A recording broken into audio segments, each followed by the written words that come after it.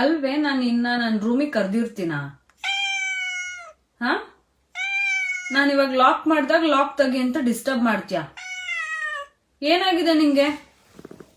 ಹಾ, ನಂಗೊಂದ್ ಸ್ವಲ್ಪ ನೆಮ್ಮದಿಯಾಗಿ ಬುಕ್ಸ್ ಓದಕ್ಕೂ ಬಿಡಲ್ಲ. ಬರೀ ಡಿಸ್ಟರ್ಬ್ ಮಾಡೋದೆ. ಆರೇ ನೋಡ್ ಕಲ್ತ್ಕೋ. ಏನಾರು ಹೇಳಿದ್ರೆ ಏನಾರು ಹೇಳ್ತೀಯ. ಹ, ಮತ್ತೆ ಬಾಲ ಅಲ್ಲಾಡ್ಸೋದು. ರಾಣಿ, ಇದೇ ಆಯ್ತಲ್ವಾ ನಿಂದು? ಮುಖ ತೋರ್ಸಿಲ್ಲಿ, ಮುಖ ತೋರ್ಸೆ. ರಾಣಿ,